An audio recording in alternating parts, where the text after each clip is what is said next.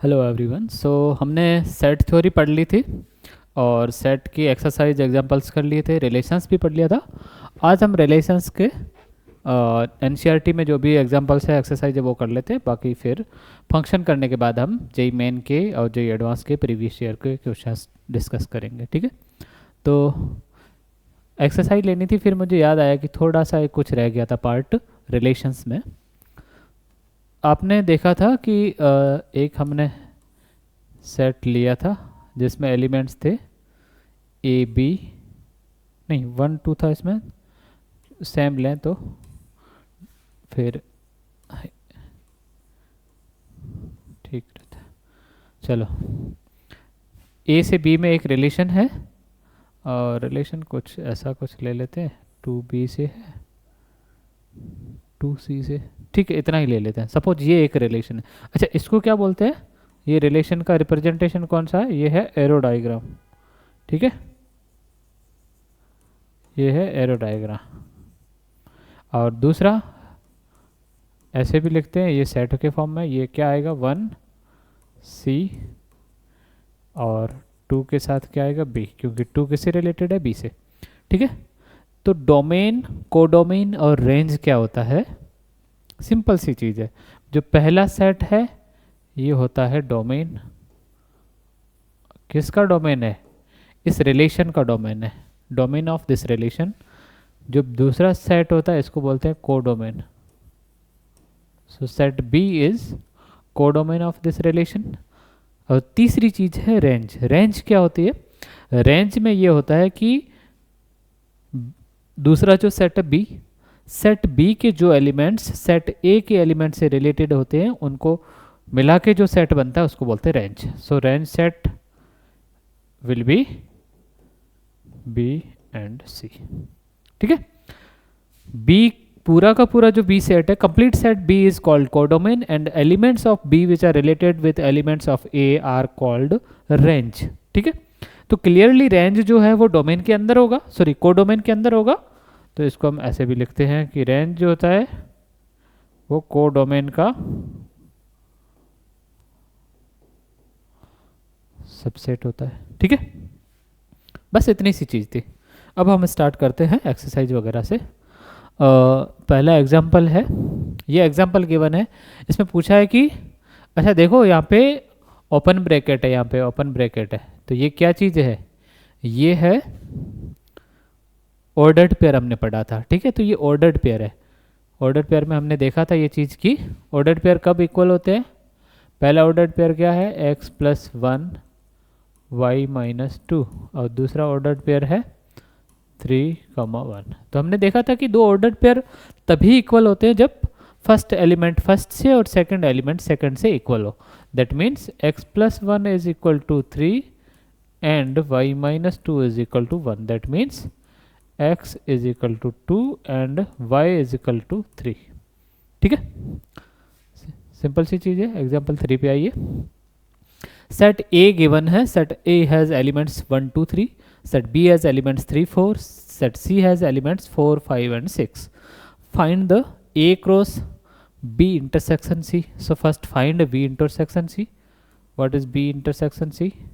That will be equal to 4 only, right? Now we have A as 1 2 3.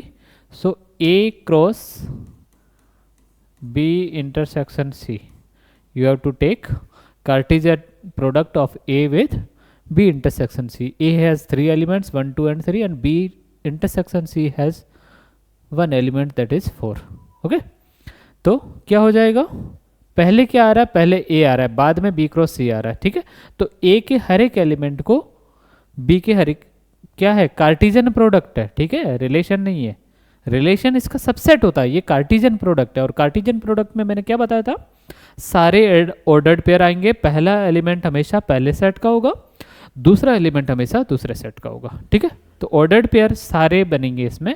पहला element हमेशा इस set का होगा, दूसरा एलिमेंट हमेशा इस सेट का होगा, और उन सभी ऑर्डर्ड पेयर का जो कलेक्शन होगा वो होगा ए क्रॉस दिस सेट, ठीक है। तो पहले एलिमेंट ए का आएगा। ए का क्या है? ए में 3 एलिमेंट्स है 1 2 एंड 3, और बी क्रॉस सी में तो एक ही एलिमेंट है, तो 1 के साथ 4, 2 के साथ 4 एंड 3,4। ओके, 3 ही एलिमेंट्स आएंगे। ठीक है, तो ये हो गया A cross B cross C. ऐसे ही आपको ये निकालना है A cross B intersection A cross C. बाकी चीज़ें आप निकाल लोगे, मैं एक और बता देता हूँ। A cross B intersection A cross C, what is A cross B? A cross B will be 1 3 1 4 1 3 1 4 2 3 2 4 2 3 2 4 3 3 3 4। Okay, this is A cross B. Now what is A cross C?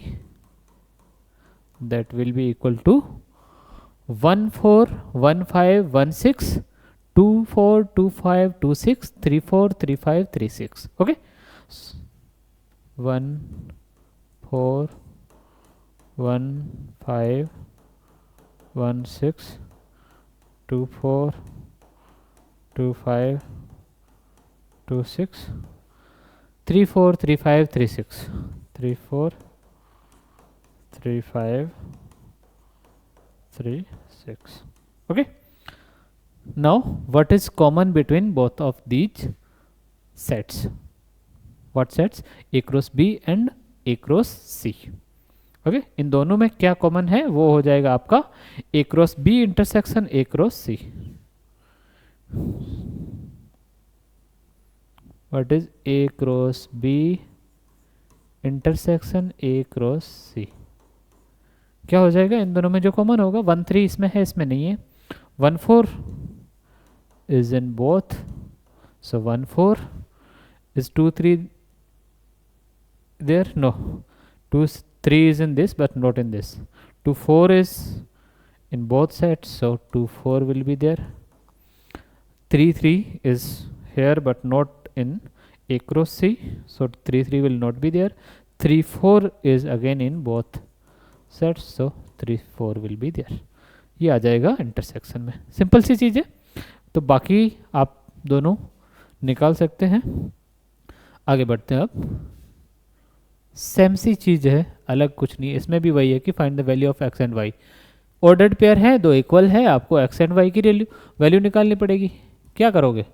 First element first से equal होगा। First element of first ordered pair is x/3 + 1 and first element of second ordered pair is 5/3. Now this will be x plus 3/3. X plus 3/3 is equal to 5/3.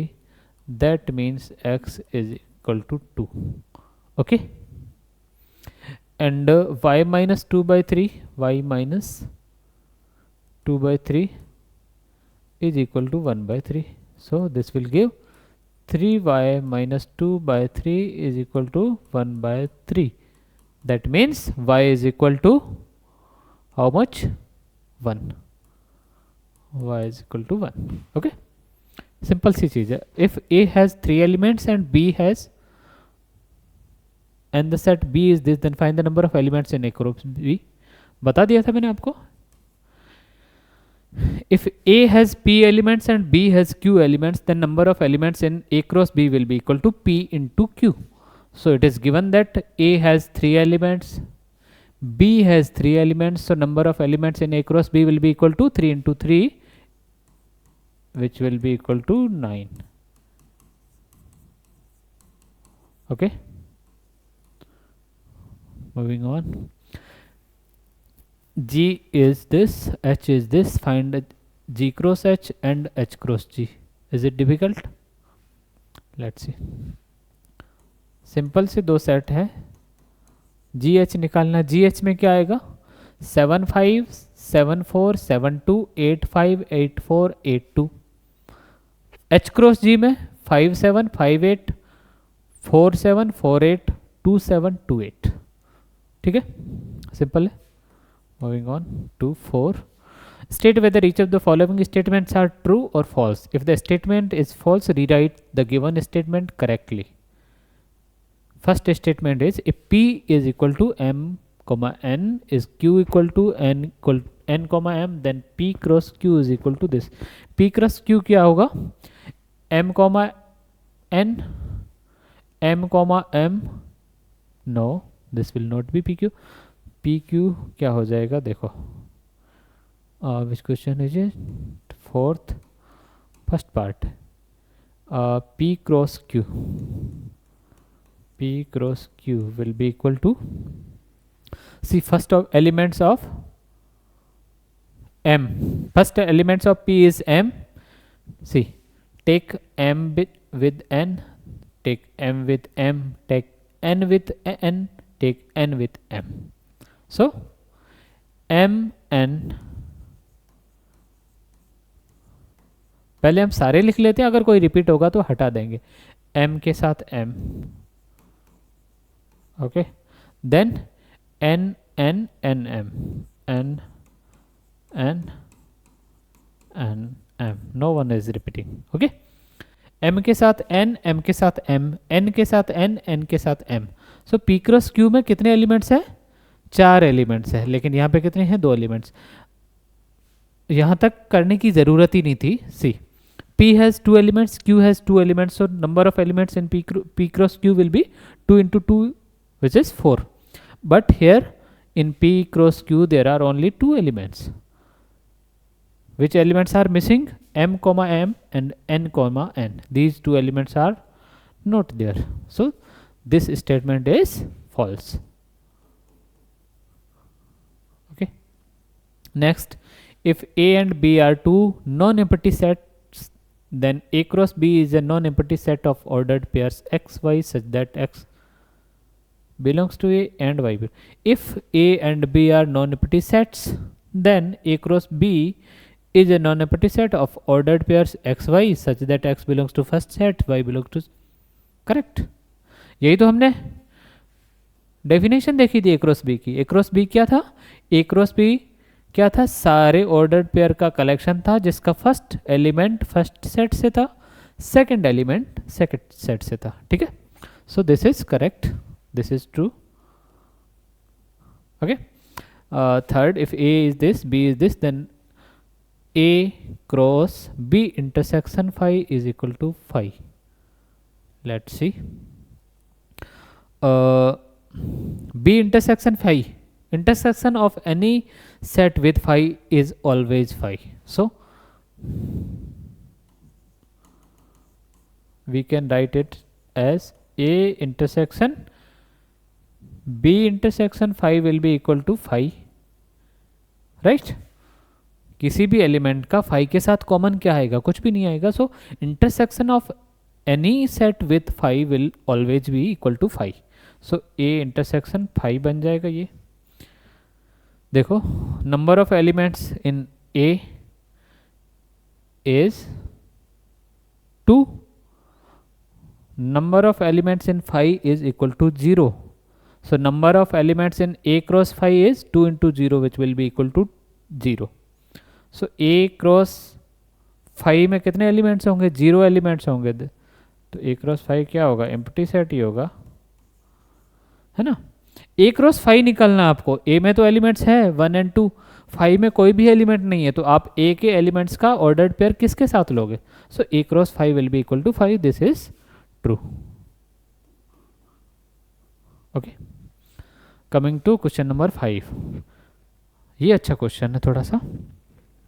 If A is -1, then find A cross A. Which question it was it? Question number 5. A is -1, 1. Question number 5, given that A is equal to -1, 1, and you have to find A cross A. Okay, so what you do, first find A cross A, then take, then okay, see A cross A, that was for union and intersection. A cross A में क्या होगा, ए cross ए में क्या होगा, सारे order pair होंगे। अगर ए cross B होता तब सारे ऑर्डर पेयर होते जिसका फर्स्ट एलिमेंट ए से होता, सेकंड एलिमेंट बी से होता। बट ए क्रॉस ए में क्या होगा, सारे ऑर्डर पेयर होंगे जिसका फर्स्ट एलिमेंट भी ए से होगा, सेकंड एलिमेंट भी ए से होगा। अगर ए क्रॉस ए है तो वो सारे ऑर्डर ट्रिपलेट होंगे, फर्स्ट एलिमेंट ए से, सेकंड एलिमेंट ए से, थर्ड एलिमेंट भी ए से, सारे ऑर्डर ट्रिपलेट। क्या क्या बन सकते हैं देखो, बनेंगे कितने वैसे, इसमें दो एलिमेंट्स है तो 2 into two into two 8 elements बनने चाहिए। बनाइए 1, 1, 1, 1, 1, -1, राइट। 1, -1, 1, 1, -1, -1, 4 एंड 1, 1 के साथ -1, 1, 1 के साथ -1, -1, -1, right, and 4 with 1, okay, so -1, -1, 1 and -1, 1, -1, -1, 1, 1, okay. How many are there? 1, 2, 3, 4, 5, 6, 7, 8 elements are there, okay. This was question number 5. Now question number 6. If A cross B is this, then find A and B. What is A cross B? A cross B is given as AX, AY, BX, BY. AX, AY, BX, BY. This is A cross B. Now you have to find set A and set B. See, A cross B में क्या होगा, वो सारे ordered pair होंगे जिसका first element set A से होगा और सेकंड एलिमेंट सेट B से होगा. So now check first element of each ordered pair, either A or B. Anything else? No. So only A and B. So elements of set A will be A and B. Now for B, check second element of each ordered pair X, Y, X, Y. Only X and Y. So this will be set A, this will be set B. 6 हो गया. 7 पे आइए. If A is this, B is this, C, D, verify that this equal to this. A cross C is a subset of B cross D. This is rather easy, so you can try this one. If question let A is this, B is this, write A cross B. How many subsets of A cross B have? List them. A is 1, 2, B is 3, 4. How write A cross B? How many subsets will A cross B have? A cross B लिख लोगे क्या हो जाएगा? 1, 3, 1, 4, 2, 3, 2, 4. So how many elements in A cross B? 2 into 2, 4. So number of elements in A cross B are 4. So how many subsets of A cross B are there? If elements of A cross B are 4, then number of subsets of A cross B will be 2 to the power 4, which will be equal to 16. List them. बना सकते हो, easy है. Question number 9. If A and B two sets such that number of elements in A is equal to 3, number of elements in B is equal to 2, if these are in A cross B, then find A and B. Okay,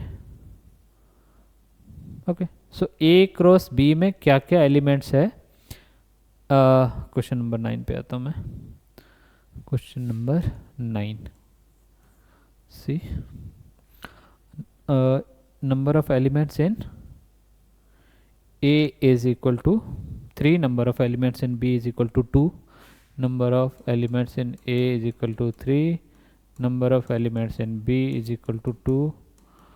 What else is given? A cross B contains x1, y2, z1, x1, y2, z1. So x1, y2, Z1 are there in A cross B. Okay, ये तीन elements A cross B में है, ठीक है. A cross B में ये तीन ordered pair है. Now first element of each ordered pair will be from set A. Okay, so first element of each ordered pair will be from set A. So first elements are X, Y and Z. So this is our set A, and second elements of each ordered pair will be from B. So second elements in ordered pairs are 1, 2 and 1. So 1 and 2. And it is given that number of elements in A are 3, number of elements in B are 2. Okay. Now question number 10. The Cartesian product of A cross A. The Cartesian product A cross A has 9 elements. See, A cross A has 9 elements. That means number of elements in A will be equal to 3. Among which are found -1, 0 and 0, 1. -1, 0 and 0, 1. Question number 10.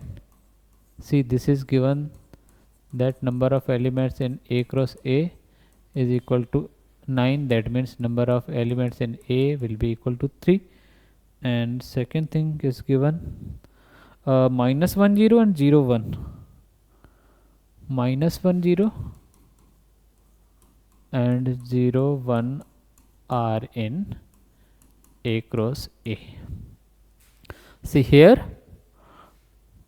Cartesian product is A cross A. So first element will of each ordered pair will also from A, and second element of each ordered pair will also from A.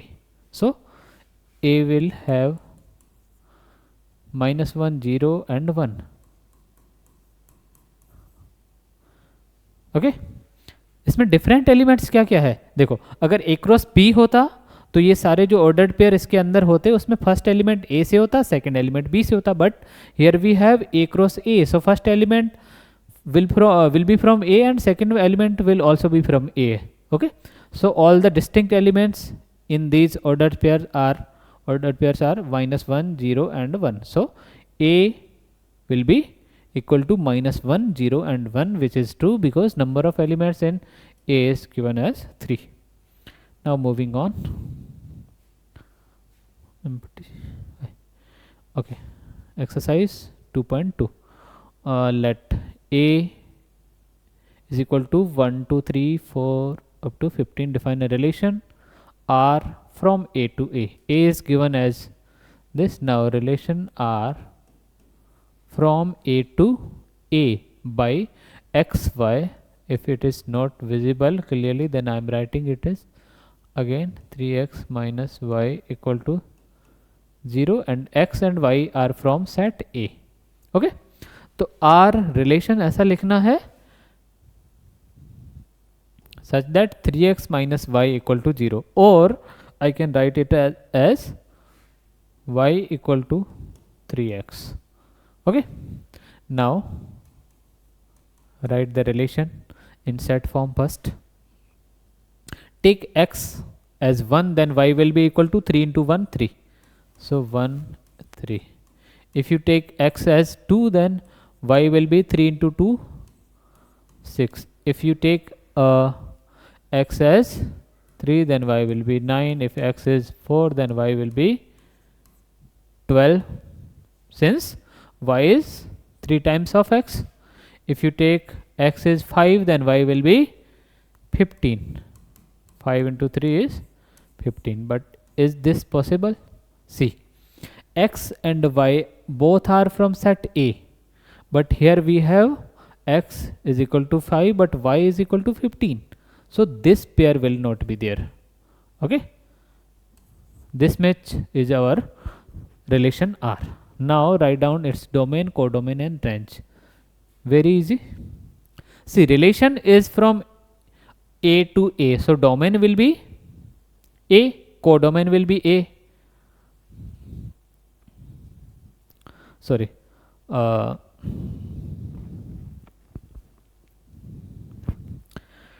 domain will be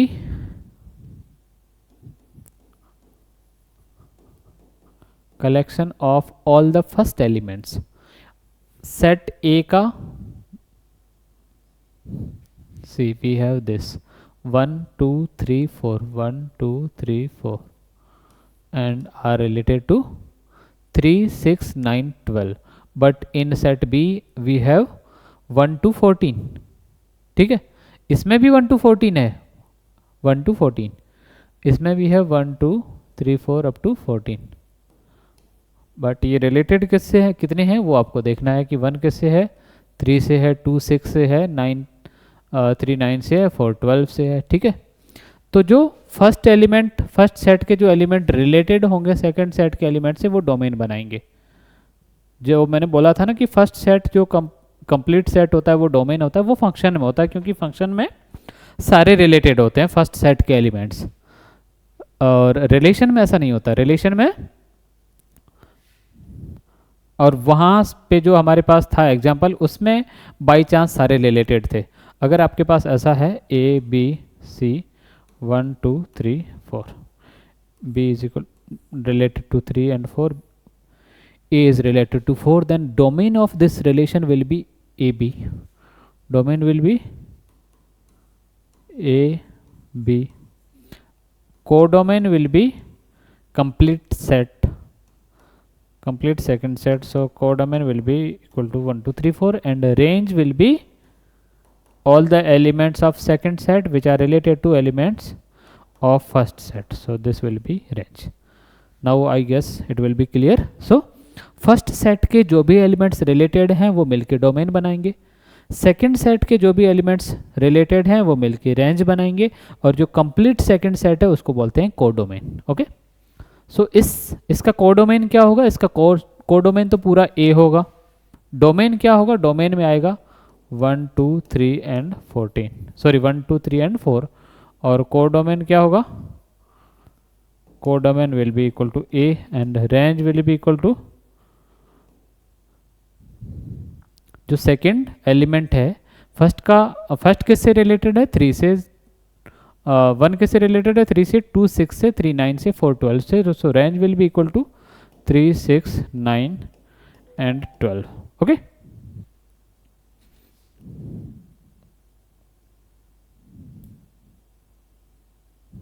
okay, so this will be our range of this relation. Now moving on, is there anything left behind? Okay, let us move on to question number 2. Define a relation R on the set of natural number.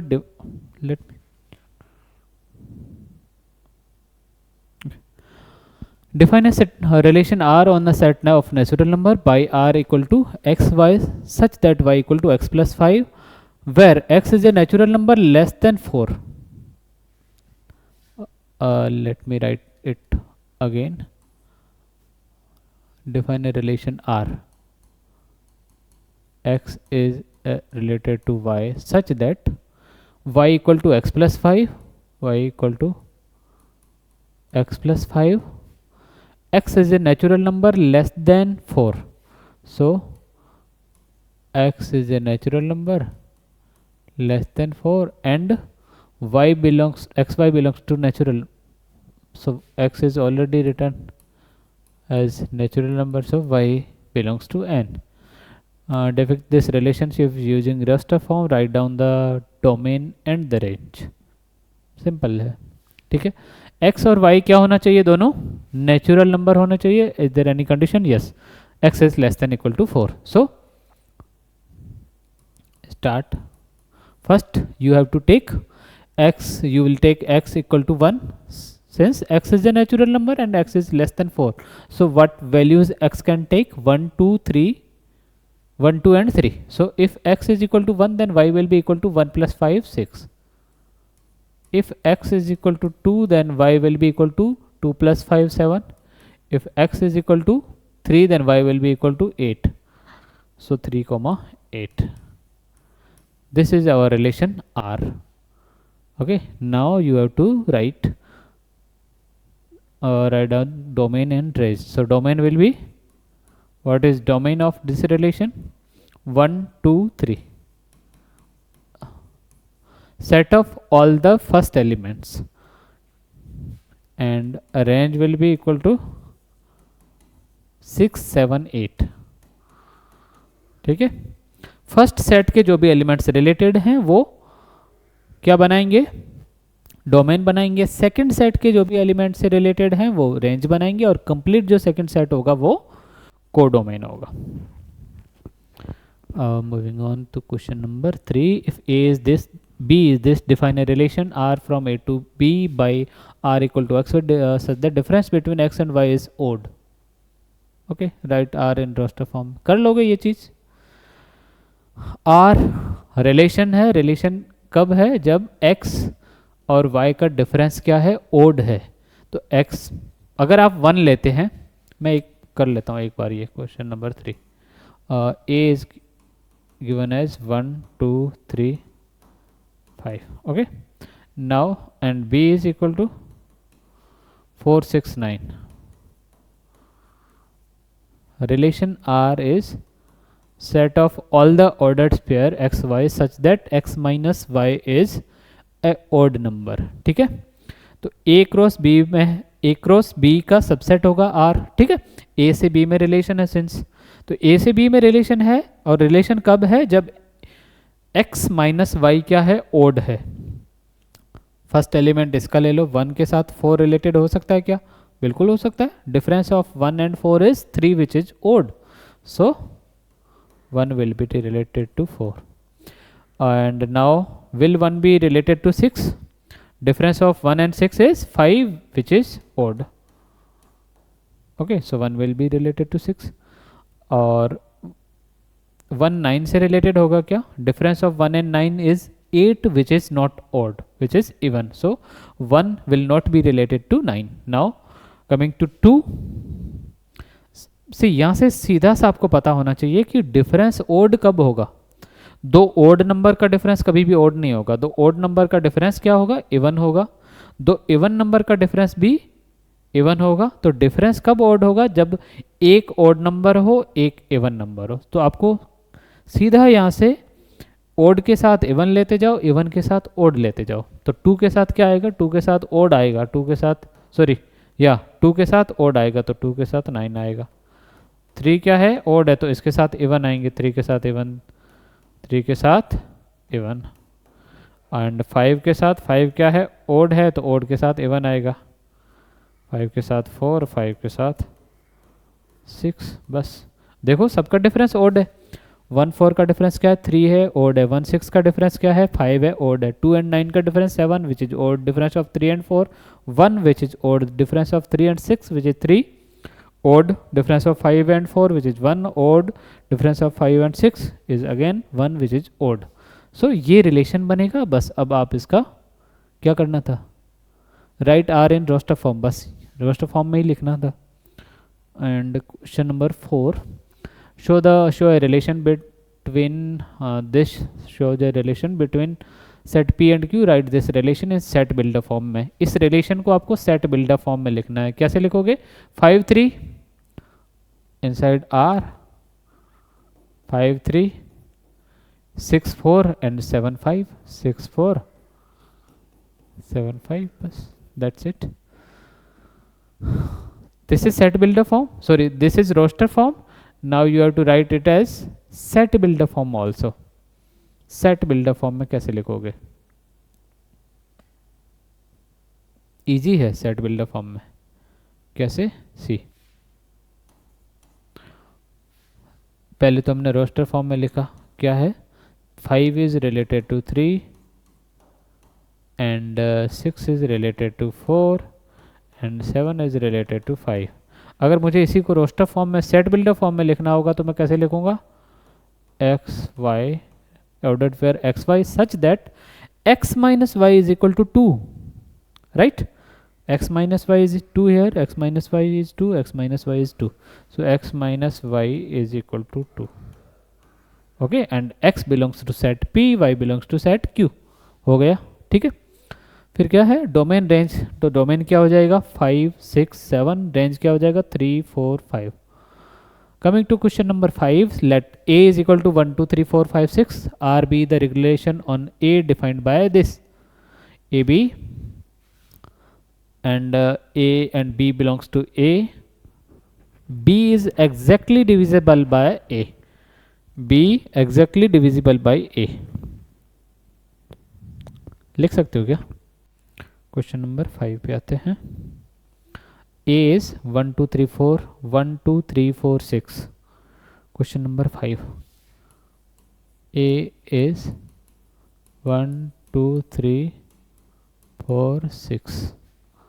A is 1 2 3 4 6.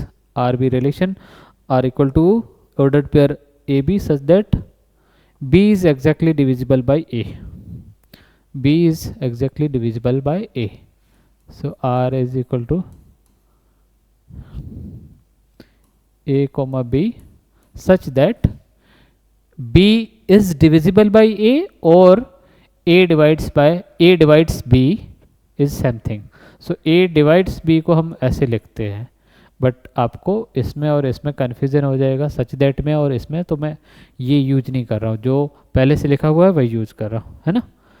लिखा ऐसे जाता है कि A divides B को ऐसे लिखा जाता है, सॉरी B डिवाइड्स A को ऐसे लिखा जाता है. This is called A divides B or B is divisible by A. Okay, तो मैं इसको जो गिवन है वैसे लिख देता हूँ. B is divisible by A. अच्छा, इसमें ऐसे क्यों लिखा हुआ है कि exactly divisible by A? Divisible और एग्जैक्टली डिविजिबल एक ही चीज़ है. एग्जैक्टली डिविजिबल का मतलब यह है कि कोई भी रिमाइंडर नहीं रहेगा, है ना. और जो डिविजिबल में होता है, जो अब बोलते हैं हम, वो भी यही चीज़ होता है, तो अलग कुछ भी नहीं है इसमें. डिविजिबल बाई ए बोलो या एग्जैक्टली डिविजिबल बाई ए बोलो, एक ही चीज़ है, दोनों केस में रिमाइंडर नहीं रहेगा. स्टार्ट करते हैं. First write R in roster form. So B is divisible by A. या ए किस किस को डिवाइड कर सकता है? तो 1 के साथ क्या आएगा? 1 के साथ तो 1 आएगा, 1 के साथ 2 आएगा, 1 के साथ 3 आएगा, 1 के साथ 4 आएगा, 1 के साथ 6 आएगा, क्योंकि 1 तो सबको डिवाइड कर सकता है ना. b is divisible by a या a डिवाइड्स b, एक ही बात है ना. सो या फिर मैं ये बोलूँ कि 1 इन सबको डिवाइड कर सकता है, या फिर ये बोलूँ कि 1 को 1 डिवाइड कर रहा है, 2 को 1 डिवाइड कर रहा है, 3 को 1 डिवाइड कर रहा है, 4 को 1 डिवाइड कर रहा है, 6 को 1 डिवाइड कर रहा है, एक ही बात है. ठीक है, बाद वाला एलिमेंट पहले वाले एलिमेंट से डिविजिबल है या पहले वाला एलिमेंट दूसरे वाले एलिमेंट को डिवाइड कर रहा है, एक ही बात है. सो अब 2 के साथ कौन से एलिमेंट्स आएंगे जिनको 2 डिवाइड कर सकता है? सो 2 के साथ 2, 2 के साथ 2, 2 के साथ 4, 2 के साथ 6. ओके, एंड 3 के साथ 3, 3 के साथ 6. और 4 किसको डिवाइड कर सकता है? ओनली 4 को, 6 ओनली 6 को. So 4,4 and 6,6. क्या करना था? Write R in roster form हमने लिख दिया है. डोमेन और रेंज बताना है. डोमेन क्या है इसका? डोमेन हो जाएगा 1. डोमेन में तो पूरा ए आ जाएगा ना. देखो, हर एक एलिमेंट किसी को तो डिवाइड कर ही रहा है ना, किसी और को नहीं डिवाइड कर रहा, तो खुद को तो डिवाइड कर ही रहा है. देखो, 1 1 को कर रहा है, 2 2 को कर रहा है, 3 3 को कर रहा है, 4 4 को कर रहा है, 6 6 को कर रहा है. तो डोमेन में सारे आ गए ना, 1 2 3 4 6. So domain will be equal to how much? Domain will be equal to A and range will be equal to, range में क्या आएगा? रेंज में भी तो वही आएगा ना, 1 2 3 4 6 1 2. So domain range will be also equal to A. Okay, अच्छा, आपको कोई पूछे कि क्या ये रिलेशन रिफ्लेक्सिव होगा? रिफ्लेक्सिव बिल्कुल होगा, क्योंकि हर एक एलिमेंट खुद से रिलेटेड है. क्यों रिलेटेड है? Because every element of this set A divides itself. Okay, 1 1 भी है, 2 2 भी है, 3 3 भी है, 6 6 भी है. 4 भी है, 6 भी है. So this relation is reflexive. Now will this relation be a symmetric relation? No, because if A divides B, then it is not always true that B divides A. It is true only when A equal to B. अगर A B को divide कर रहा है तो ये जरूरी नहीं है कि बी वापस ए को डिवाइड करेगा. 2 4 को डिवाइड कर रहा है तो क्या 4 2 को डिवाइड करेगा? नहीं करेगा. ये तभी ट्रू होगा जब ए और बी दोनों इक्वल हो. ऐसे ही ट्रांजिटिव भी नहीं होगा. ट्रांजिटिव होगा क्या? ट्रांजिटिव होगा क्या? अगर ए बी को डिवाइड कर रहा है और बी सी को डिवाइड कर रहा है तो ए सी को डिवाइड करेगा क्या? करेगा, बिल्कुल करेगा. क्यों करेगा? देखो क्यों करेगा. अगर ए बी को डिवाइड कर रहा है तो बी को मैं क्या लिख सकता हूँ? सम के इंटू ए, राइट. और बी किसी सी को डिवाइड कर रहा है तो मैं सी को क्या लिखूँगा? सम, ये मैं k1 ले लेता हूँ, सम k2 इंटू बी, राइट. ऐसे लिखूँगा ना. अब देखो c बाई ए क्या हो रहा है? c क्या है? k2b अपॉन k1a या b. k1a क्या है? b तो है. सो k2b या k1 b की जगह वैल्यू रख दो k1a divide by k1a equal to k2, right. okay. I made a mistake here. See, I had to write c by a, not c by b. Okay तो c by A क्या होगा? c क्या है? c है k2b divide by a. k2 what is b? k1a divide by a. क्या हो जाएगा? k1 into k2, है ना. k1 k2 हमने इंटीजर ही ली तो लिए ना. a b को डिवाइड कर रहा है तो क्या हो जाएगा? b equal to some integer into a. b c को डिवाइड करता है तो c क्या हो जाएगा? Some integer into b. तो c बाई ए क्या हो रहा है? इंटीजर इंटू इंटीजर मीन्स एक इंटीजर आ रहा है. c बाई ए एक इंटीजर आ रहा है, that means c divides a. That means this relation will be reflexive but not symmetric. ये रिलेशन क्या हो जाएगा? रिफ्लेक्सिव हो जाएगा, सिमेट्रिक सॉरी ट्रांजिटिव हो जाएगा, सिमेट्रिक नहीं होगा. ठीक है. इसके बाद किस पे आते हैं? क्वेश्चन नंबर 6 पे. Determine the domain and range of the relation R defined by x comma x plus 5 such that such that x is from this set. Simple है ये. इस क्वेश्चन से इस टाइप का क्वेश्चन आ रखा है, थोड़ी देर पहले कहीं आया था ऐसा. फर्स्ट ही ले लो ना, इसी टाइप का ही समझ लो. ठीक है. तो ये भी सिंपल सा क्वेश्चन है. Question number 7, write the relation R x comma x cube. x is a prime number less than 10 in roster form में. सिंपल है. 10 से छोटे प्राइम नंबर ले लो, क्या होगा? 2 3 5 7, राइट. अब उनके साथ में क्या आएगा? x कोमा एक्स क्यूब है. x के साथ क्या है? x क्यूब है. तो x के साथ x क्यूब है तो क्या आ जाएगा? जो ये प्राइम नंबर आएंगे उनका क्यूब लिखते जाओ साथ में, तो ये रोस्टर फॉर्म में बन जाएगा. Question number 8, if a is this b this then find the number of relations from a to b. ये मैंने करवाया था. इफ a has p elements, b has q elements, then a cross p has p into q, pq elements, and number of relations from a to b is 2 to the power pq. Why? Because a cross b has pq elements, so number of subsets of a cross b will be equal to 2 to the power pq. So number of relations from a to b will be equal to 2 to the power pq. So a has 3 elements, b has 2 elements, so number of elements in a cross b will be equal to 3 into 2, which is 6. Now number of relations from a to b will be 2 to the power 6, that is 64. Okay. Now coming to question number 9, if R is the relation on Z defined by this, defined as R equal to ordered pair AB such that AB belongs to Z, that is integer, such that A minus B is an integer. Find the domain and range of R. देखते हैं क्या है इसमें, क्या कर सकते हैं. Next slide खाली नहीं है और आगे चलते हैं. यहाँ पे लेते हैं. क्या है? R is a relation on Z. R on Z defined by question number R on Z defined by question number is 9. A R equal to ordered pair A B such that A minus B is an integer. ये दो बार लिखने की ज़रूरत नहीं होती है, ये क्यों लिख लेते हैं लोग, मुझे समझ में नहीं आ रहा. इन्होंने लिख रखा है R is a relation on Z, तो दोबारा यहाँ लिखने की जरूरत नहीं होती है कि A B belongs to Z. R on Z, R is a relation on Z, that means R Z से जेड में रिलेशन है. जेड क्या है, सेट ऑफ इंटीजर्स है. तो यहाँ दोबारा लिखने की जरूरत नहीं होती है कि ए बी इंटीजर है. या तो ये लिखो या ये लिखो, एक ही बात है, एक ही चीज़ है. दो बार लिखने की इसमें ज़रूरत होती नहीं है. ठीक है, तो a माइनस बी क्या होना चाहिए, इंटीजर है. So r is equal to such that a minus B is integer और even. a minus B is an integer,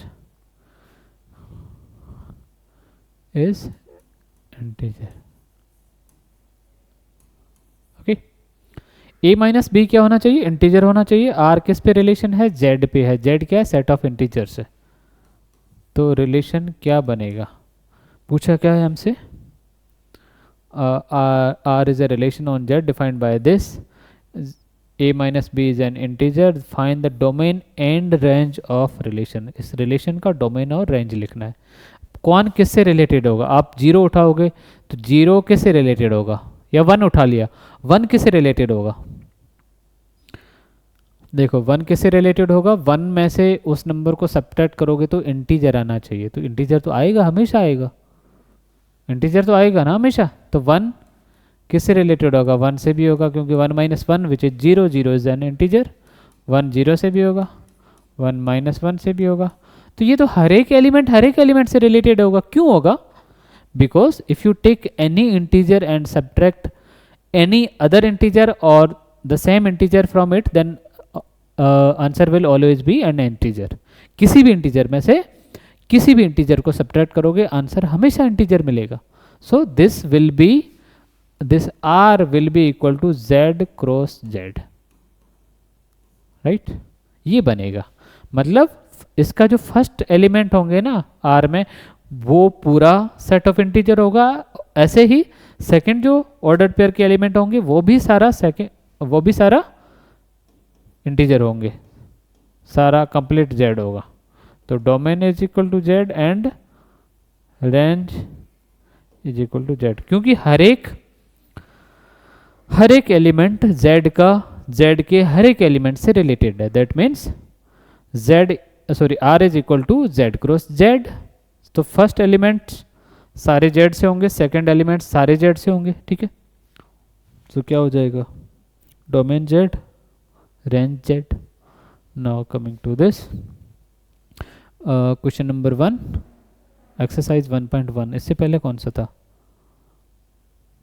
1.1 अब कैसे आ रहा है, रिफ्लेक्स. अच्छा, this is types of relations. Okay, determine whether each of the following relations are reflexive, symmetric and transitive. हर एक का बताना है कि रिलेशन रिफ्लेक्सिव है नहीं है, सिमेट्रिक है नहीं है, ट्रांजिटिव है नहीं है. ये वाला अभी हमने देखा था, और अभी हम जो क्वेश्चंस कर रहे थे वो 11th की बुक से थे, और ये जो क्वेश्चंस है ये 12th की बुक से हैं. क्या है, आर किस पे है, सेट ए पे. A is 1 2 3 up to 14 and r is equal to x comma y such that y equal to 3x. 3x minus y equal to 0 और y equal to 3x both are same thing. Okay, अब इस में जो भी relation बन रहा है आपको इसको रोस्टर फॉर्म में लिख दो. अभी तो हमने सेट बिल्डर फॉर्म में लिखा है, रोस्टर फॉर्म में लिख दो. फिर देख लो कि ये रिलेशन सिमेट्रिक है, रिफ्लेक्सिव है, ट्रांजिटिव है नहीं है, कर लोगे. ठीक है,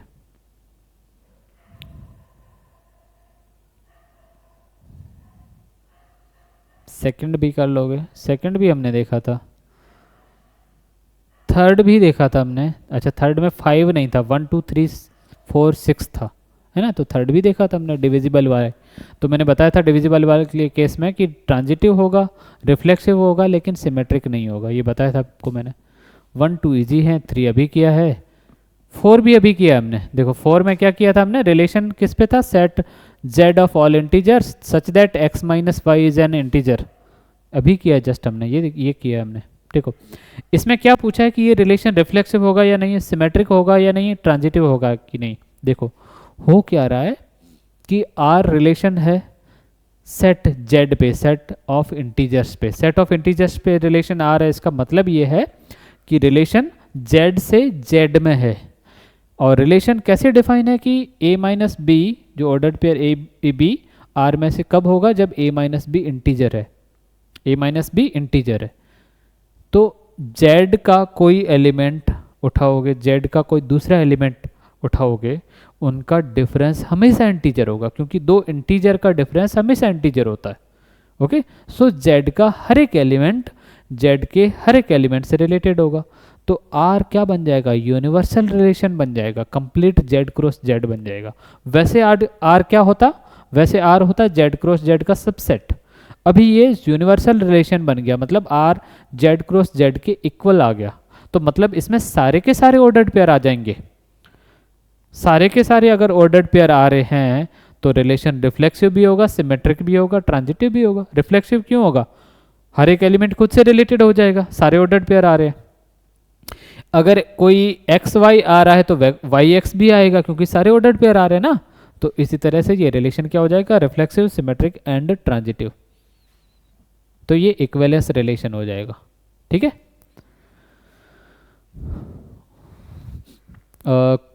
इसका पार्ट 5 है, relation R in a set A of human beings in a town at a particular time given bye.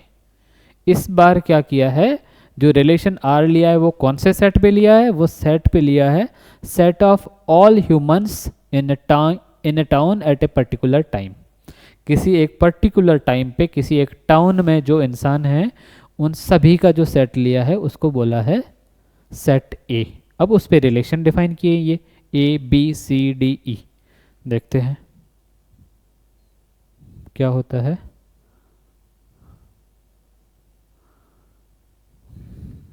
देखो फर्स्ट है R is equal to X Y such that x and y work at the same place. ये relation reflexive होगा, symmetric होगा, transitive होगा, ये हमको check करना होगा कि नहीं होगा, ये हमको चेक करना। देखो x y से कब रिलेटेड है, जब x और y work at the same place, मतलब दोनों एक ही जगह पे काम करते हैं। तो x से तो रिलेटेड हमेशा होगा, क्योंकि x और x तो एक ही जगह पे, एक ही इंसान है ना, तो वो तो एक ही जगह पे काम करेगा। इफ तो रिफ्लेक्सिव हो जाएगा। ठीक है, ये रिलेशन क्या हो जाएगा, रिफ्लेक्सिव हो जाएगा।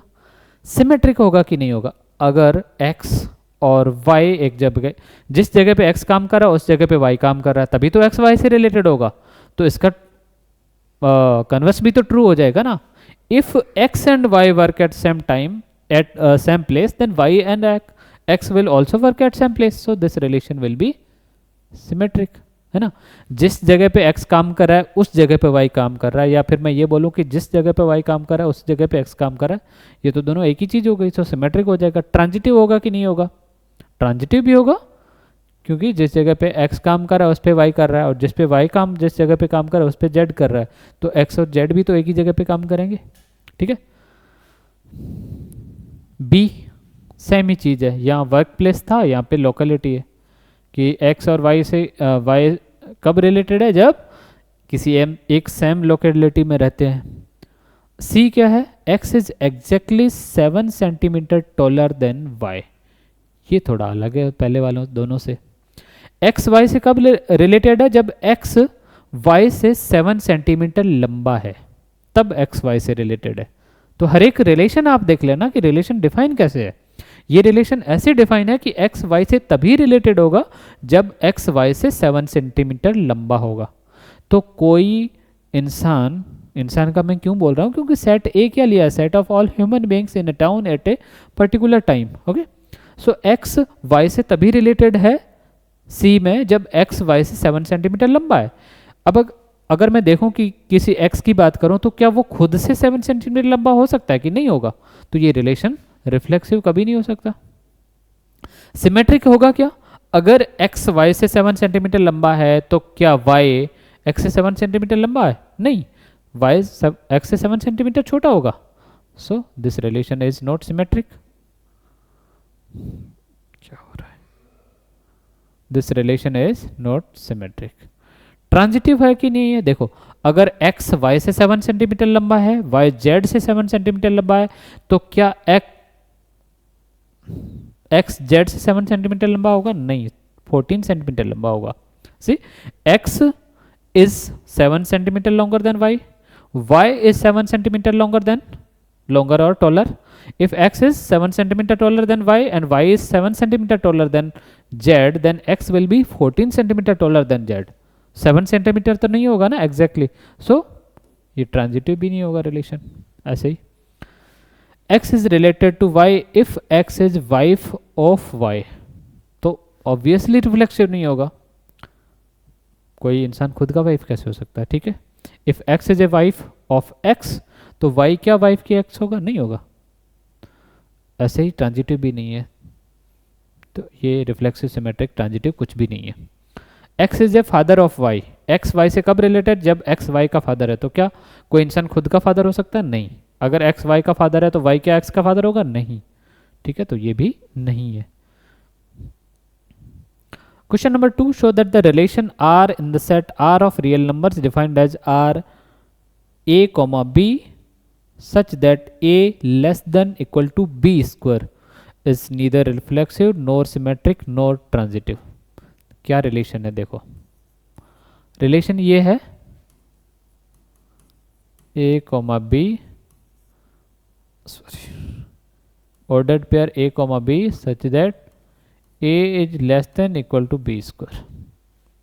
ठीक है, तो ये रिलेशन रिफ्लेक्सिव भी नहीं है, सिमेट्रिक भी नहीं है, ट्रांजिटिव भी नहीं है। तो देखो क्यों नहीं है। देखो, क्या ये रिलेशन, इसमें कोई भी एलिमेंट अगर मैं a लेता हूँ, किस पे डिफाइंड है? Set of real number. अच्छा, सारे रियल नंबर पे डिफाइंड है, तो ये रिलेशन रिफ्लेक्सिव होगा क्या? देखो, कोई भी a लेता हूँ, क्या a less than equal to A square होगा? नहीं होगा, हमेशा नहीं होगा ना। आपने a को 2 ले लिया, is 2 less than equal to 2 square? Yes, but if you take a as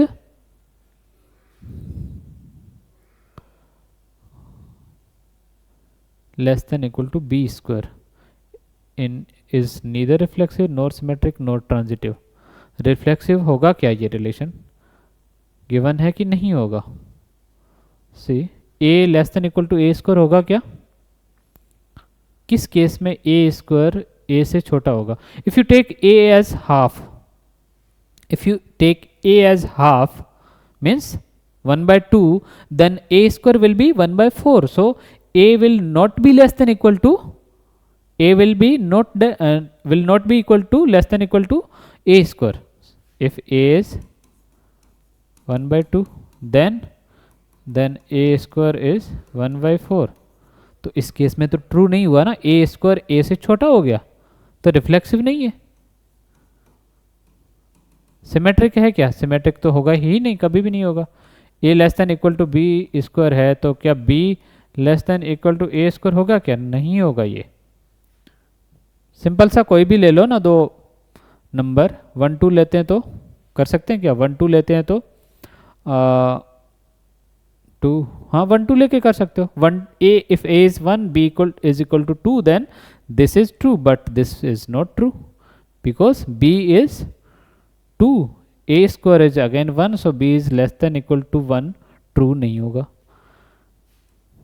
ऐसे ही सिमेट्रिक का भी चेक कर सकते हो, ये ना रिलेशन रिफ्लेक्सिव होगा, ना सिमेट्रिक होगा, ना ट्रांजिटिव का होगा। सिमेट्रिक का चेक कर लिया, ट्रांजिटिव नहीं होगा, वो आपको चेक करना है। क्वेश्चन नंबर 3, ये सिंपल है थोड़ा।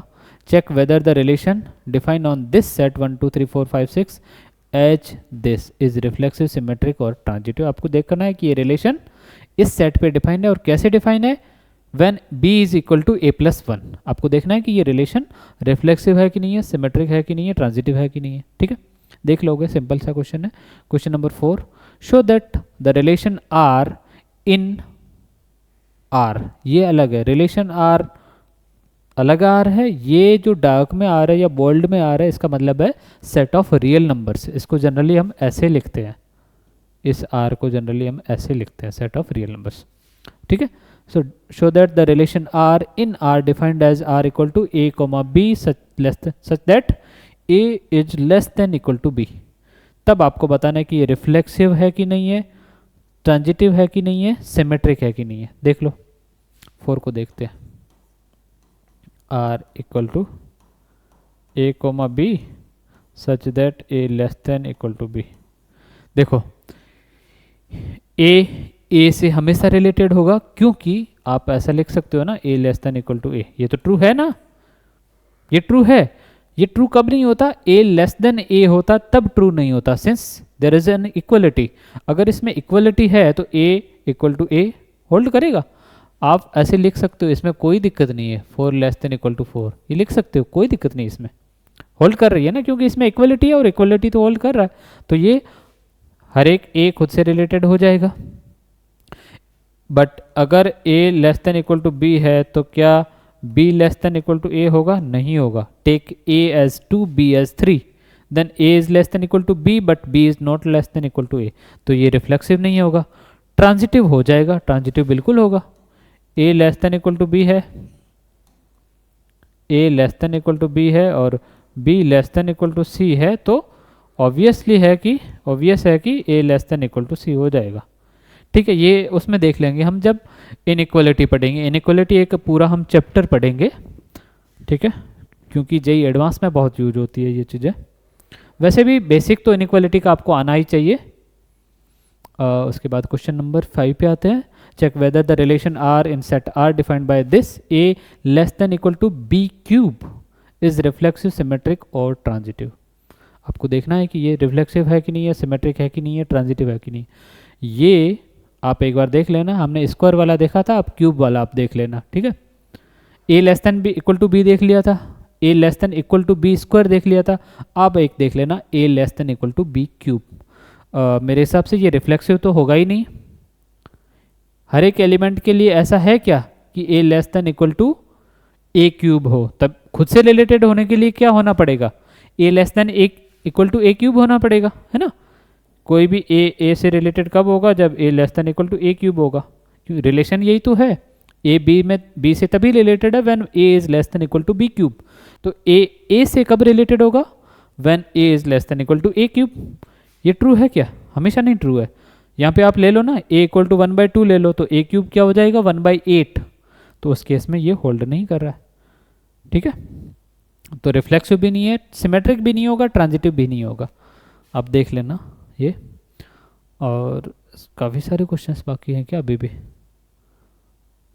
ठीक है, कुछ तो ले लेते हैं. Show that the relation this in set this given by this is symmetric but neither reflexive not transitive. इसमें तो क्या बताना है? रिफ्लेक्सिव देखो, सेट क्या है? 1 2 3, 1 2 3 पे रिलेशन है. रिफ्लेक्सिव तो तभी होता जब इसमें 1 1 होता, 2 2 होता, 3 3 होता. नहीं है इसमें. ठीक है, तो ये रिलेशन क्या हो जाएगा? रिफ्लेक्सिव नहीं होगा. सिमेट्रिक तो होगा because 1 2 is there, so is 2 1. 1 2 अगर है तो 2 1 होना चाहिए. दोनों ही है तो रिलेशन सिमेट्रिक हो जाएगा. बट ट्रांजिटिव होगा क्या? अच्छा, यहाँ ट्रांजिटिव वाला थोड़ा सा इंपॉर्टेंट है. देखो 1 2 है, 1 2 है तो सिमेट्रिक तो तभी होगा जब साथ में 2 1 भी होगा. 2 1 है तो ये सिमेट्रिक है. अब ये हम देख रहे हैं कि रिफ्लेक्सिव तो है नहीं, क्योंकि 1 1 2 2 3 3 तीनों ही नहीं है, तो ये रिफ्लेक्सिव नहीं होगा. ट्रांजिटिव है क्या? देखो, अगर A B से रिलेटेड है और B C से रिलेटेड है तो A C से रिलेटेड होना चाहिए, बट नहीं है. देखो कैसे? A B से रिलेटेड है और यही B C से रिलेटेड है, तो वापस 1 किससे रिलेटेड होना चाहिए? 1 से होना चाहिए, जो कि नहीं है. 1 2 से है और 2 आगे 1 से रिलेटेड है, तो 1 1 से रिलेटेड होना चाहिए ना, बट नहीं है. तो this relation is not transitive. Okay, only symmetric. Question number 7. Show that the relation R in a set A of all the books in a library of a college given by this R equal to x, y, x and y have same number of pages is an equivalence relation. Simple सी चीज़ है. X set क्या है जिस पे relation define है? Set है किसी भी लाइब्रेरी में सारी बुक्स का कलेक्शन. ठीक है, और कोई भी दो बुक कब रिलेटेड है, जब दोनों में नंबर ऑफ पेज इक्वल है। तो ये तो हो जाएगा ना इक्वलेंस रिलेशन। ठीक है, एक्स वाई से कब रिलेटेड है, जब number of page in X is equal to number of page in Y, तभी तो रिलेटेड है ना। ये रिलेशन गिवन है, तो एक्स एक्स से तो रिलेटेड ही होगा। कोई भी एक बुक लोगे, उसमें जो नंबर ऑफ पेज किसी दूसरी बुक में नंबर ऑफ पेज के इक्वल हैं, तभी वो रिलेटेड है।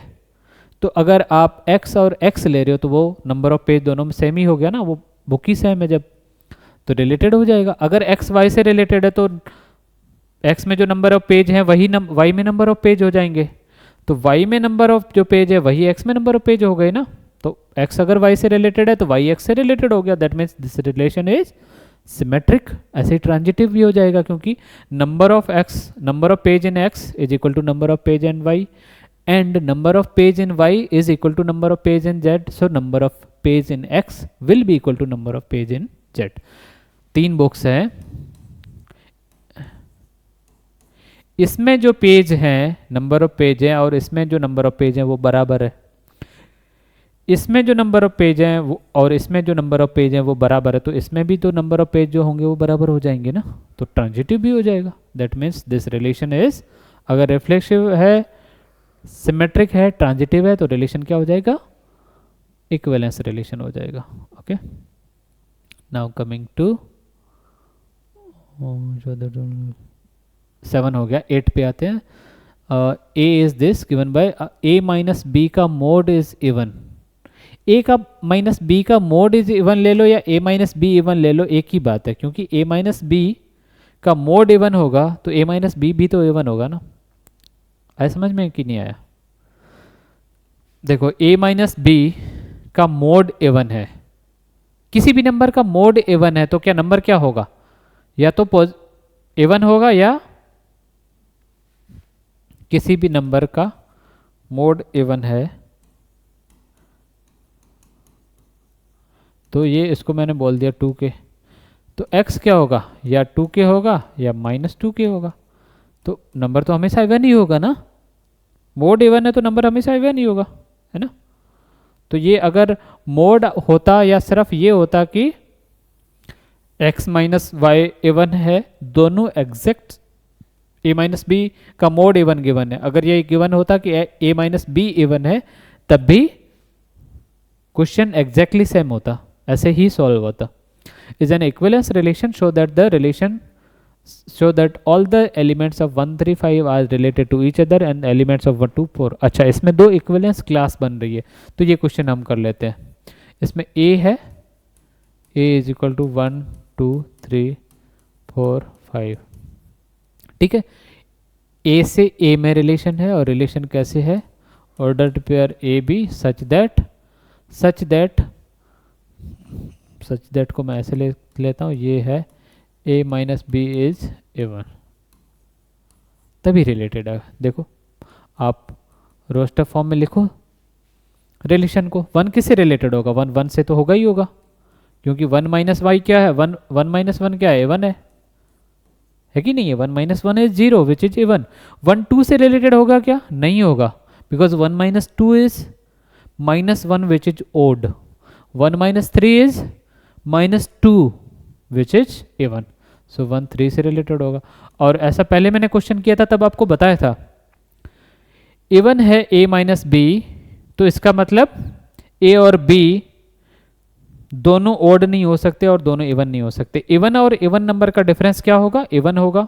ओड और ओड का डिफरेंस क्या होगा, इवन होगा। अगर डिफरेंस ओड है तो एक इवन है,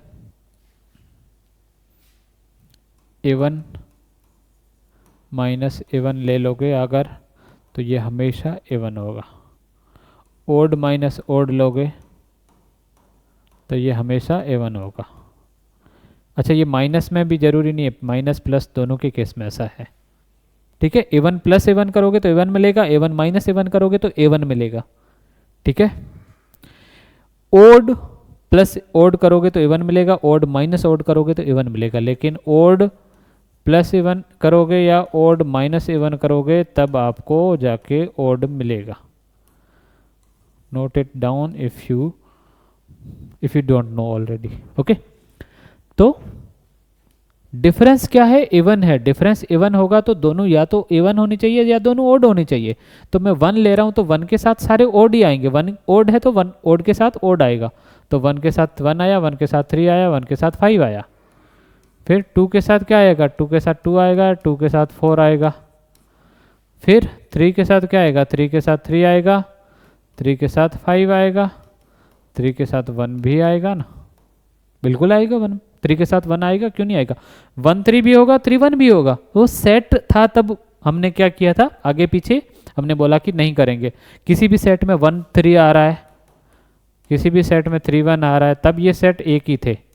लेकिन ऑर्डर्ड पेयर में 1 3 और 3 1 आ रहा है तो ये एक नहीं होता। ये मैंने आपको बता दिया था, ऑर्डर्ड पेयर पढ़ाते स्टार्ट किया था उसी टाइम बता दिया था, है ना। तो ये आपको ध्यान देना है। तो 3 के साथ क्या आएगा, 1 आएगा, 3 के साथ 3 आएगा, 3 के साथ 5 आएगा, 2 के साथ 4, 2 के साथ 2, 2 के साथ बस 2 ही आएंगे, 3 के साथ 3 1, 5 के साथ 1, 5 के साथ 3, 5 के साथ 5। ये बनेगा रिलेशन। देखो अब ये रिलेशन है ना, आप अच्छे से चेक कर लीजिए। ये रिलेशन रिफ्लेक्सिव होगा, सिमेट्रिक होगा और ट्रांजिटिव होगा। इनको चेक करने की ज़रूरत नहीं है। ये क्या है, रोस्टर फॉर्म। इस रोस्टर फॉर्म को जरूर चेक करने की ज़रूरत नहीं है। ये क्या है, सेट बिल्डर फॉर्म। इस फॉर्म को हमने क्या बोला था, सेट बिल्डर फॉर्म बोला था ना, और इसको क्या बोला था, roster form. Set builder form से ही पता चल रहा है ना, क्यों कैसे चल रहा है। देखो a माइनस बी इवन है तभी a b से रिलेटेड है।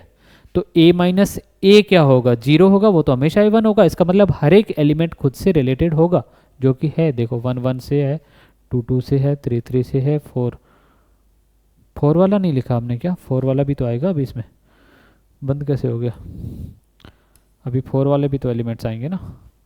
सो 4 के साथ क्या आएगा, 4 के साथ 4 आएगा, 4 के साथ 2 आएगा, 4 4 आएगा और 4 2 आएगा। बाकी तो सारे हो ही गए, ठीक है। सो 3 3 से है, 5 5 से है, 4 4 से है। So this relation is reflexive. Symmetric भी होगा। सिमेट्रिक क्यों होगा, देखो अगर a माइनस बी इवन है तो b माइनस ए भी तो इवन होगा, या a माइनस बी का जो मोड है वही b माइनस ए का मोड होता है ना। मोड में हमेशा पॉजिटिव आता है, तो जो a माइनस बी का मोड लिखो या b माइनस ए का मोड लिखो, एक ही बात है। तो अगर a b से रिलेटेड है तो b a से हमेशा रिलेटेड होगा। क्लियर, 2 चीज हो गई। तो अगर ऐसा है तो फिर ये सिमेट्रिक हो गया। तीसरा, अगर a माइनस बी इवन है और b माइनस सी इवन है तो दोनों को ऐड करोगे तो a1 प्लस a1 क्या हो जाएगा, a minus b plus b minus c, b से b कट जाएगा। a माइनस बी इवन है plus b minus c even है, a1 प्लस a1 ऐड करोगे तो क्या हो जाएगा, a1 हो जाएगा, plus b minus b cut जाएगा, मतलब कि a माइनस सी इवन है। और a माइनस सी इवन है तो इसका क्या मतलब है, इसका मतलब है a c से रिलेटेड है, ठीक है। तो ट्रांजिटिव भी हो जाएगा। So that means this relation is an equivalence relation. Equivalence relation prove हो गया। अब देखो कौन किससे रिलेटेड है, उसकी बात की इसने। तो 1 किससे रिलेटेड है, देखो 1 3 से, 1 5 से, 1 1 से, और 3 भी वापस उन्हीं से रिलेटेड है। मतलब कि देखो आप ठीक से देखोगे ना तो 1 3 5 ये आपस में रिलेटेड है, और 2 और 4 ये आपस में रिलेटेड है, और इन दोनों में कुछ भी कॉमन नहीं है। तो 1 की इक्विवेलेंस क्लास, या फिर मैं 3 की इक्विवेलेंस क्लास या 5 की इक्विवेलेंस क्लास लिखूँ ना तो उसमें ये आएंगे 1 3 5, क्योंकि ये आपस में रिलेटेड है। 1 1 से है, या 1 3 से है, या 1 5 से है, 3 1 से है, या 3 3 से है, या 3 5 से है, 5 1 से है, या 5 3 से है, या 5 5 से है। इसके अलावा ये तीनों एलिमेंट्स 2 या 4 में से किसी भी एलिमेंट से रिलेटेड नहीं है। और 2 की इक्विवेलेंस क्लास लिखूँ तो क्या हो जाएगा, 2 और 4, क्योंकि ये दोनों एलिमेंट्स आपस में ही रिलेटेड है। 2 2 से है, या 4 4 से है, या 2 4 से है, या 4 2 से है, ऐसे ही है। तो ये 2 इक्विवेलेंस क्लासेस अलग अलग बन गई, और वही इन्होंने पूछा था शायद, है ना। एक इक्विवेलेंस क्लास के एलिमेंट होंगे 1 3 5, दूसरी इक्विवेलेंस क्लास के एलिमेंट होंगे 2 4, दोनों में कुछ भी कॉमन नहीं होगा, ठीक है। ये हमने पढ़ा था, इक्विवेलेंस क्लास पढ़ा था इक्विवेलेंस रिलेशन के बाद। Show that relation R on this set given by this is multiple of 4 is an equivalence relation. कर लोगे आप। Give an example of relation which is symmetric. मैं एक कर देता हूँ, बाकी आप करोगे। आपको डाउट आएगा तो मैं डाउट ले लूँगा, ठीक है। कहाँ पे आए हम, कहाँ पे थे हम, कहाँ पे थे, ये हो गया, ठीक है। इसके बाद 10 पे आए, ठीक है। क्वेश्चन नंबर 10 में क्या है कि ये आपको कुछ 5 पूछे हैं ऐसे रिलेशंस के एग्जाम्पल देने। जैसे फर्स्ट क्या है, ऐसे रिलेशन का एग्जाम्पल देना जो सिमेट्रिक है लेकिन रिफ्लेक्सिव और ट्रांजिटिव नहीं है। तो ये तो हमने देखा था ना पहले, यहां पड़ा है, symmetric but neither reflexive nor transitive, हो गया। दूसरा क्या है, transitive but neither reflexive nor symmetric. इसका मैं आपको करवा देता हूं एक। ऐसा रिलेशन होना चाहिए, किस पे होना चाहिए, सेट क्या है, अच्छा सेट नहीं गिवन है, सेट कोई भी ले लो, 1 2 3 4 5 ले लो। और क्या है, ट्रांजिटिव है, रिफ्लेक्सिव और सिमेट्रिक नहीं होना चाहिए। कुछ भी लिख लो एक। ट्रांजिटिव है तो 1 2 2 3 1 3, देखो हो गया। ये रिलेशन क्या है, ट्रांजिटिव है, रिफ्लेक्सिव नहीं है, सिमेट्रिक नहीं है, हो गया, ठीक है। इसके बाद आते हैं क्वेश्चन नंबर 11 पे। Show that a relation R in a set A of points in a plane given by R equal to P Q, distance of point P from origin is same as distance of point Q from origin is an equivalence relation. Further show that set of all points related to point P circle passing through। Simple सा question है। क्या question दिया है कि कोई भी point P Q से तभी रिलेटेड होगा जब उन दोनों का ओरिजिन से डिस्टेंस बराबर होगा। अगर मैंने P ले लिया ना यहाँ पे, तो P उन सारे एलिमेंट्स से रिलेटेड होगा जिनका P का जो डिस्टेंस होगा ना ओरिजिन से, उसके बराबर उनका डिस्टेंस होना चाहिए ओरिजिन से। तो अगर P यहाँ है ना, तो इस सर्कल पे जो भी पॉइंट्स आएंगे P उससे रिलेटेड होगा, क्योंकि वो सारे ओरिजिन से इस डिस्टेंस के बराबर। अगर मैं इस डिस्टेंस की बात कर रहा हूँ ना, OP बोल रहा हूँ ना, OP, तो वो सारे पॉइंट्स जो सेंटर से OP डिस्टेंस पे होंगे वो P से रिलेटेड होंगे। तो वो क्या बनाएंगे, सर्कल बनाएंगे। तो यही बात कर रहा है इसमें, ठीक है। पासिंग थ्रू ओरिजिन सेंटर, ये सर्कल बनाएंगे और ये इक्विवेलेंस रिलेशन होगा। इक्विवेलेंस रिलेशन क्यों होगा, P से रिलेटेड होगा क्योंकि दोनों का सेंटर से ओरिजिन से डिस्टेंस बराबर है। P Q के रिलेटेड है तो Q P के रिलेटेड होगा। ऐसे ही P Q से रिलेटेड है, Q R से रिलेटेड है तो P R से रिलेटेड होगा। रिलेटेड कब है, जब उनका सेंटर से डिस्टेंस बराबर है। तो सारे एक ही सर्कल पे ही तो हो गए। Question number 12, show that the relation R defined in the set A of all triangles T1 T2 such that T1 is similar to T2 is an equivalence relation. Consider a 3 right angle triangle T1 T2 with side 3 4 5, T1 is this, T3 which are related, ठीक है।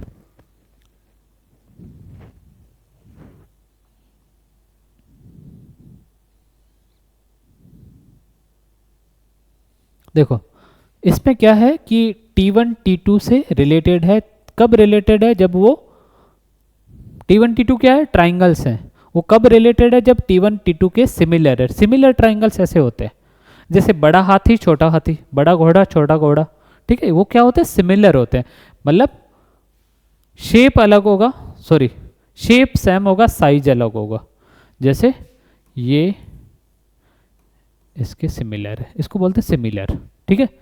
तो आपको 3 triangle की बात कर रखी, एक है 3 4 5, एक T1 में, T1 क्या है 3 4 5, 3 4 5 क्या है, इस ट्राइंगल की साइड्स है।